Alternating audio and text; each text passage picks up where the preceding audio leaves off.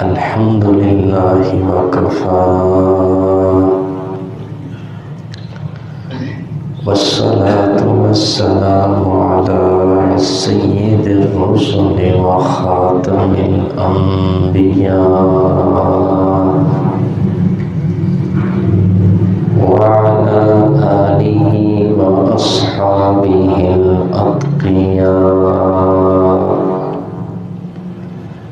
أما بعد فأعوذ بالله من الشيطان الرجيم.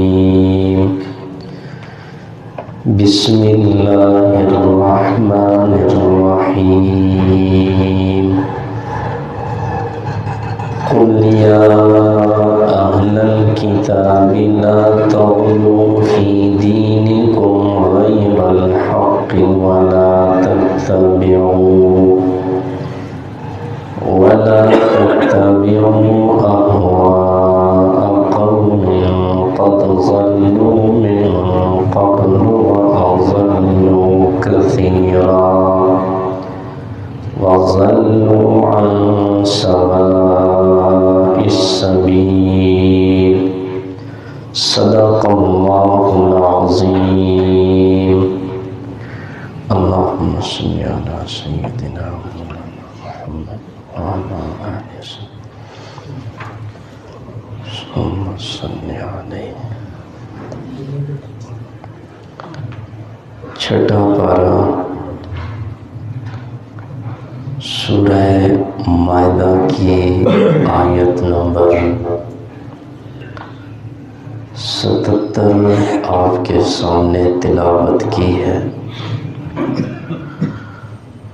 اللہ تبارک و تعالی مجھے اس آیت کا صحیح مفہوم سمجھانے کی توفیق عطا فرمائے اور پھر ہمیں عمل کرنے کی توفیق عطا فرمائے. قرآن کریم نے اور شریعت اسلام نے ہمیں غلو کرنے، زیادتی کرنے، افراط و تفریط سے منع کیا ہے. سب سے پہلے تو افراط و تفریط کا مفہوم سمجھنا ضروری ہے کہ افراط تفریط کسے کہتے ہیں. افراط تفریط یہ عربی زبان کے الفاظ ہیں اور افراط کا معنی ہے زیادہ کرنا، بڑھا دینا. تفریط کا معنی ہے کمی کرنا، کسی چیز میں نقص پیدا کرنا. مطلب یہ ہے کہ اللہ نے جس شخص کا جو مقام بنایا ہے اس شخص کو اس مقام سے نہ تو بڑھائیں کہ کسی اور کے مقام پر کھڑا کر دیں، اور نہ اتنا گھٹائیں کہ اللہ نے جو مقام دیا ہے اس سے بھی نیچے لیا کر اس کی توہین کریں. شریعت اسلام نے اس افراط و تفریط کے عمل کو غلو کے لفظ سے تعبیر کیا ہے. سابقہ امتوں کے حالات آپ پڑھیں تو وہ اسی افراط و تفریط کا شکار ہوئے تھے. انہوں نے غلو اختیار کیا تھا. انبیاء علیہ السلام کو، اولیاء اللہ کو ان کے مقام سے بڑھا کر خدائی کے مقام پر کھڑا کر دیا تھا. نوح علیہ السلام کی قوم میں 5 بزرگ تھے جن کا قرآن نے ذکر بھی کیا ہے. ود، سوا، یغوث، یعوق، نصر. یہ 5 بزرگ تھے. حضرت ابن عباس رضی اللہ عنہ فرماتے ہیں رجال صالحین من قوم نوح. یہ نوح علیہ السلام کی قوم کے نیک بندے تھے. قوم والے ان نیک بندوں کے ساتھ بڑی عقیدت رکھتے تھے، بڑی محبت کرتے تھے. ان کے پیچھے چلتے تھے، لیکن ان کی محبت اور عقیدت میں آگے بڑھتے چلے گئے. اس حد تک محبت میں آگے بڑھ گئے کہ ان کو اولیاء کہنے کے بجائے خدائی صفات دینے لگے. انہیں اللہ کے ساتھ شریک قرار دیا. اور پھر جب نوح علیہ السلام انہیں توحید کی دعوت دیتے تو کہتے لا تذرن ودا ولا سواعا ولا یغوث ویعوق ونسرا. خبردار موسیٰ کے کہنے پر اپنے ان 5 معبودوں کو مت چھوڑنا. تو انہوں نے اللہ کے ولیوں کو، نیک بندوں کو ان کے مقام سے اٹھا کر غلو کر کے افراط و تفریط کا شکار ہو کر ان کو خدائی صفات میں شریک قرار دیا. خصوصاً اہل کتاب یہ سب سے زیادہ غلو کا شکار ہوئے.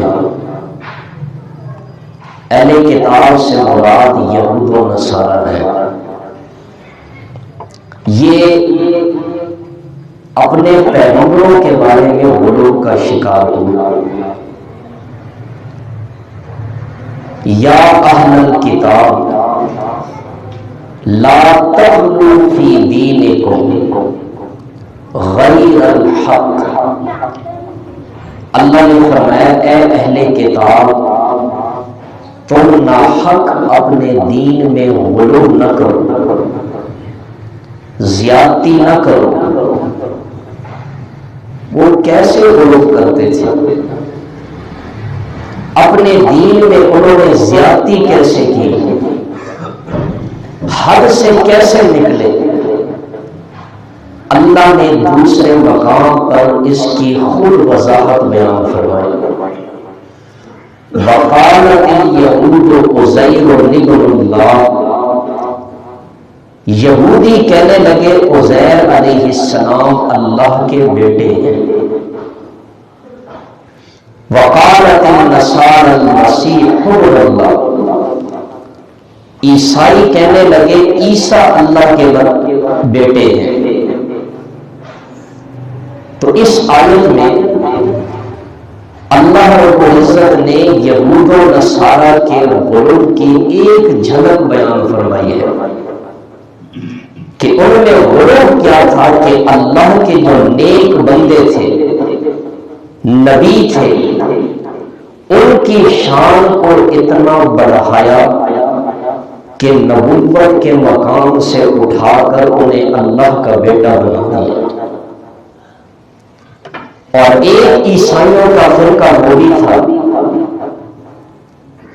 جو کہتے تھے ان اللہ هو المسیح ابن مریم. کہ یہ جو اللہ کی ذات ہے حقیقت میں یہ عیسیٰ ابن مریم ہی ہے. نعوذ باللہ اللہ عیسیٰ علیہ السلام میں علوم کر چکے ہیں، داخل ہو چکے ہیں. تو یہ ان لوگوں کا اپنے دین کے اندر غلو تھا، دین کے اندر زیادتی تھی، افراط و تفریط کا شکار تھے. اب اللہ تعالیٰ نے کس انداز میں انہیں منع کیا، یہ سمجھنے کی بات ہے. قل یا اہل الکتاب، اے اہل کتاب، لا تغلوا فی دینکم غیر الحق، تم ناحق اپنے دین میں غلو نہ کرو. ولا تتبعوا اهواء قوم قد ضلوا من قبل، اور اس قوم کی خواہشات کی پیروی نہ کرو جو اس سے پہلے گمراہ ہو چکی ہے. دیکھیں ایک طرف اللہ نے غلو سے منع کیا، دوسری طرف خواہشات کی پیروی کرنے سے منع کیا. کیوں؟ اس لیے کہ غلو کا اصل سبب وہ خواہشات کی پیروی ہے. جب بندہ اللہ اور اس کے رسول کی پیروی کو چھوڑ کر خواہشات کی پیروی کرتا ہے، اس وقت بندہ گمراہ ہو جاتا ہے. اور پچھلی امتیں جو گمراہی کا شکار ہوئی اس کی وجہ بھی یہی تھی کہ وہ غلو کرتے تھے، افراط و تفریط سے کام لیتے تھے، اللہ کے نبیوں کو ولیوں کو ان کے مقام سے اٹھا کر خدائی صفات میں شریک قرار دیتے تھے. اور نبی کریم صلی اللہ علیہ وسلم نے پچھلی امتوں کے حالات دیکھے تو یہ فکر پیدا ہوئی کہ کہیں میری امت بھی غلو کا شکار نہ ہو جائے. اس لیے آپ صلی اللہ علیہ وسلم نے اپنی امت کو غلو سے بچنے کی تلقین کی ہے، کیونکہ جو قوم غلو کا شکار ہو جائے اس قوم کا گمراہی سے بچنا بڑا مشکل ہوتا ہے. اور یہ بھی یاد رکھیں شریعت اسلام میں کسی بھی چیز میں غلو جائز نہیں ہے. کوئی بھی کام ہو، مال کمانے میں غلو ہو، شریعت اس کو بھی ناپسند کرتی ہے. مال ضرور کمائے،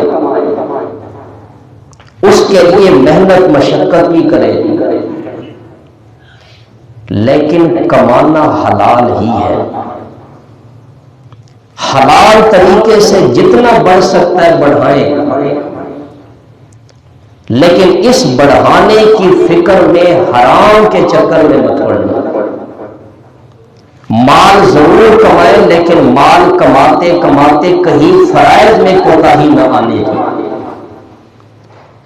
مال خرچ کرنے میں بھی غلو نہ کریں. مال خرچ کریں تو اعتدال سے، اپنے اوپر خرچ کریں، اہل و عیال پر خرچ کریں، رشتہ داروں پڑوسیوں پر خرچ کریں، لیکن اس میں بھی فضول خرچی سے بچیں، اسراف سے بچیں، عقیدت اور محبت میں بھی غلو سے بچیں. کسی سے محبت بھی ہے، عقیدت بھی ہے، بزرگ ہے، عالم دین ہے، تو وہ محبت بھی ایک درجے میں ہو، حد سے آگے نہ بڑھے. عبادت میں بھی غلو سے بچے. یہ ہے شریعت اسلام. اگر کسی شخص نے عبادت میں غلو کیا، عبادت میں غلو کیسے؟ عبادت میں لگ کر بیوی بچوں کو چھوڑ دیا، بوڑھے والدین سے کنارہ کشی اختیار کر لی، اولاد کو چھوڑ کیا در بدر ٹھوکریں کھاتی پھر رہی ہے، اور حضرت صاحب جم کر اپنی عبادت میں لگے ہوئے ہیں، میرا اللہ مجھ سے راضی ہو جائے۔ یہ عبادت میں غلو ہے، یہ عیسائیوں کا طریقہ ہے۔ شریعت اسلام نے ہمیں رہبانیت اختیار کرنے سے منع کیا۔ عیسائی کہتے ہیں بیوی بچوں کو چھوڑ دو، اچھا لباس پہننا چھوڑ دو، اچھا کھانا پینا چھوڑ دو، جنگل میں چلے جاؤ، اللہ اللہ کرتے رہو، میلے کچیلے رہو گے تم اللہ کے قریب ہو جاؤ گے۔ اسلام کو یہ چیز پسند نہیں ہے۔ اسلام کہتا ہے سنت کے مطابق صاف لباس پہنے، نبی کریم صلی اللہ علیہ وسلم کی سنت کے مطابق اچھا کھانا کھائیں، آپ علیہ السلام کے طریقے کے مطابق بیوی بچوں کے حقوق ادا کریں۔ آپ دنیا کے اندر رہیں گے، سارے کام کرتے رہیں گے، انہی کاموں پر اللہ تم سے راضی ہو جائے گا۔ یہ شریعت اسلام ہے۔ اسی طرح شریعت اسلام نے توحید کے بارے میں، انبیاء کے بارے میں بھی غلو کرنے سے منع کیا ہے۔ یہ بھی شریعت کا مسئلہ ہے کہ کسی پیغمبر اور کسی صحابی اور ولی کو اس کے مقام سے اوپر نہ لے کر جائے اور نہ اتنا گھٹائیں کہ ان کی توہین ہو جائے۔ جس طرح عیسائیوں نے کہا قالت النصارى المسیح ابن اللہ، عیسیٰ اللہ کا بیٹا ہے، یہ عیسائیوں نے غلو کیا۔ انہوں نے کہا عیسیٰ اللہ کا جز ہے، اللہ کا بیٹا ہے۔ اور ہم کلمہ پڑھنے والے مسلمان ہیں، جس نبی کا ہم کلمہ پڑھتے ہیں، ہم میں سے کچھ بھائی کہنے لگے جب عیسائی عیسیٰ کو ابن اللہ کہہ سکتے ہیں تو ہم کیوں پیچھے رہ جائیں، ہم بھی کہیں گے محمد نور من نور اللہ۔ ایک ذرہ بھی فرق نہیں چھوڑا۔ وہ کہتے ہیں عیسیٰ اللہ کا بیٹا ہے، اللہ کا جز ہے، اور یہ کہتے ہیں محمد اللہ کے نور کا ٹکڑا ہے، اس کا حصہ ہے، اس سے جدا کوئی چیز نہیں ہے۔ عیسائیوں نے کہا ان اللہ هو المسیح ابن مریم۔ اللہ ہمیں قرآن کی سمجھ نصیب فرمائے۔ قرآن نے ہر چیز کھول کے بیان کی ہے، بشرطے کہ کوئی مسلمان اس قرآن کو اپنے سینے سے لگائے۔ عیسائی کہنے لگے عیسیٰ یہ حقیقت میں اللہ ہی ہے، یہ جو زمین پر عیسیٰ پھر رہے ہیں یہ عیسیٰ نہیں، خود خدا ہے۔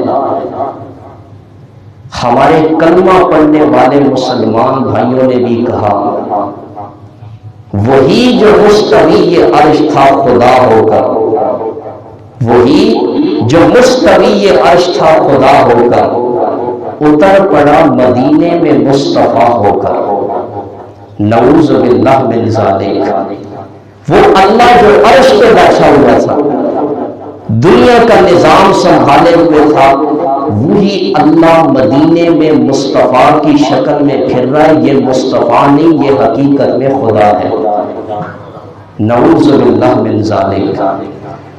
اور یہ بات کہنے والا کوئی عام آدمی بھی نہیں ہے کہ بندہ کہے کوئی جاہل یہ بات کہہ رہا ہے۔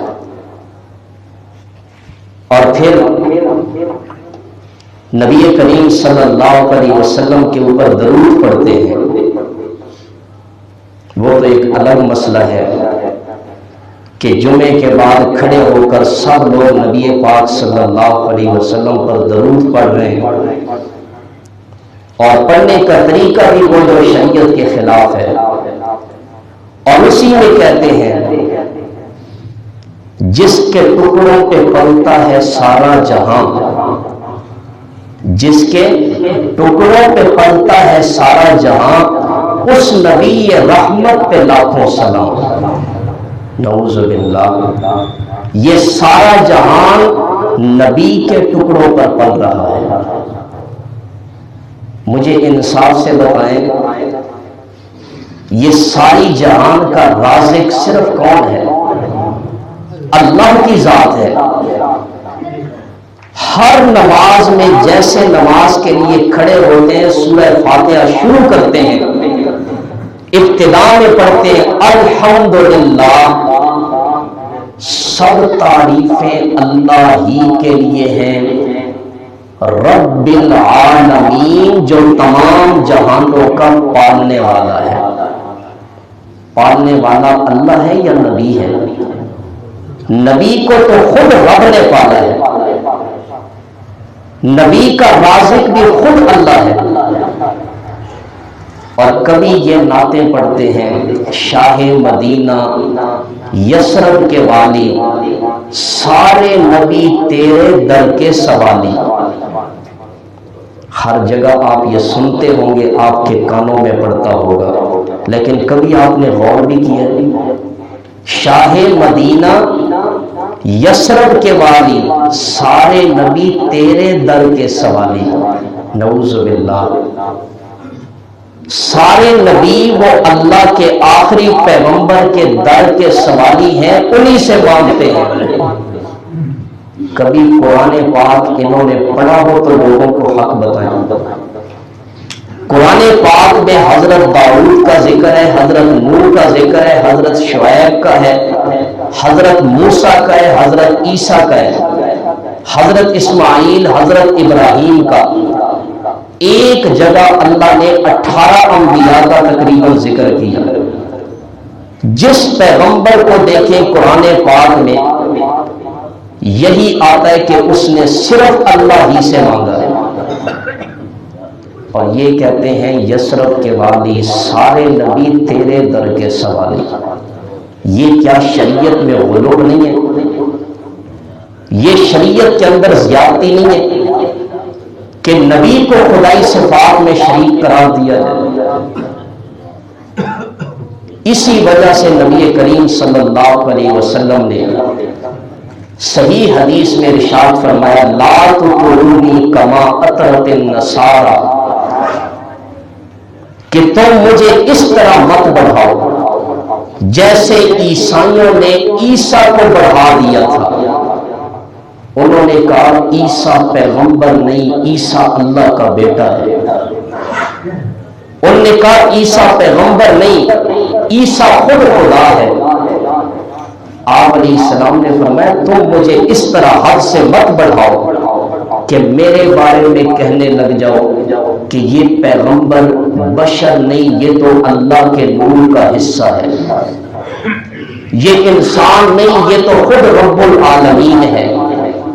مجھے اس طرح مت بڑھاؤ، فَإِنَّمَا أَنَا عَبْدُهُ، میں اللہ کا بندہ اور اس کا رسول ہوں۔ تم بھی میرے بارے میں یوں کہو عبد اللہ و رسولہ، آپ اللہ کے بندے اور اس کے رسول ہیں۔ یہ نبی کریم صلی اللہ علیہ وسلم نے ہمیں سبق سکھایا۔ یہ تو میں نے عرض کیا کہ انبیاء اولیاء کو ان کے مقام سے بڑھانا یہ شریعت میں غلو ہے، اور اللہ کے نبی نے اس چیز سے منع فرمایا۔ اور ایک ہے انبیاء اولیاء کو ان کے مقام سے نیچے لے آنا، ان کی توہین کرنا، یہ بھی غلو فی الدین ہے، یہ بھی شریعت کے اندر حد سے تجاوز ہے۔ جیسے لوگ نبی کریم صلی اللہ علیہ وسلم کی گستاخی کرتے ہیں، آپ کی توہین کرتے ہیں، آپ کے مقام کو گھٹانے کی کوشش کرتے ہیں۔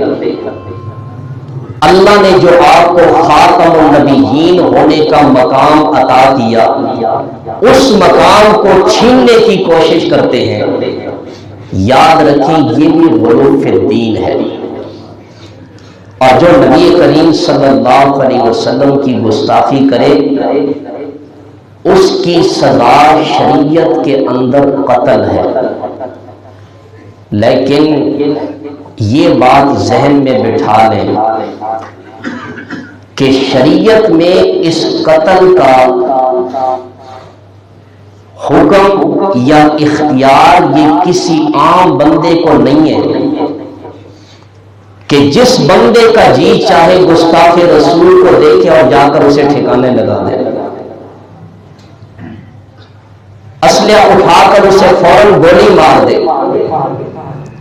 نہیں، اس گستاخ رسول کو قتل کرنے کا اختیار یہ اسلامی حکومت کے حکمران کو ہے۔ ہمارے ملک میں کچھ دن پہلے سیالکوٹ میں بڑا ایک افسوسناک واقعہ ہوا۔ اندر کی کہانی اللہ بہتر جانتا ہے۔ ایک باہر ملک کے آدمی نے یہاں پاکستان میں رہتے ہوئے جو ہماری زبان بھی نہیں جانتا تھا، ایک سٹیکر اپنی کمپنی کے دیوار سے اتارا اور مسلمانوں کے جذبات بھڑک اٹھے اور اس کو قانون کے حوالے کرنے کے بجائے خود تشدد کا نشانہ بنایا اور پہلے اس بیچارے پر انتہائی ظلم کیا اور ظلم کی انتہا کرتے ہوئے اس کو باہر نکال کر اس کو آگ لگا دی۔ کیا شریعت اسلام اس چیز کی اجازت دیتی ہے؟ کیا ہم مسلمان پرامن لوگ نہیں ہیں؟ ایسے واقعات دیکھ کر غیر مسلم اسلام پر اعتراضات کرتے ہیں۔ کیا یہی تمہارا اسلام ہے؟ یہی ہمیں امن حاصل ہے کہ جس بندے کے جی میں آتا ہے جس کو کہے یہ گستاخ رسول ہے اور اس کو قتل کر دے، اس کے ساتھ زیادتی کرے؟ میں اور آپ سب ہاتھ کھڑا کر کے اس واقعے کی پرزور مذمت کرتے ہیں کہ جن لوگوں نے یہ جو کچھ کیا ہے ہم اس کی مذمت کرتے ہیں، اور اس طرح جو لوگ قانون کو اپنے ہاتھ میں لے کر ظلم اور زیادتی کرتے ہیں ایسے لوگوں کو خود قانون کے حوالے کیا جائے اور عدالت ان سے پوچھے تاکہ آئندہ کوئی شخص اسلام کو اعتراض کا نشانہ نہ بنا سکے۔ اسلام ایک بڑا پرامن مذہب ہے۔ اسلام کے اندر غیر مسلم بھی ہے، وہ ہمارے ملک میں ذمہ بن کر رہتا ہے۔ نبی کریم صلی اللہ علیہ وسلم نے اس ذمہ کو وہ حقوق دیے ہیں جو ایک مسلمان کے حقوق ہیں۔ اس کی جان کا تحفظ، اس کے مال کا تحفظ، اس کی عزت کا تحفظ، یہ دوسرے مسلمانوں پر فرض اور لازم ہے۔ تو ہم اس واقعے کی پرزور مذمت کرتے ہیں اور ساتھ ہی حکومت سے بھی یہ درخواست کرتے ہیں کہ اگر کوئی شخص نبی کریم صلی اللہ علیہ وسلم کی گستاخی کرے، توہین کرے، تو خود اس کی تحقیق کر کے اس کو قانون کے شکنجے میں ڈال کر واصل جہنم کرے۔ اللہ تعالیٰ سے دعا ہے کہ جو کچھ سنا عمل کرنے کی توفیق عطا فرمائے۔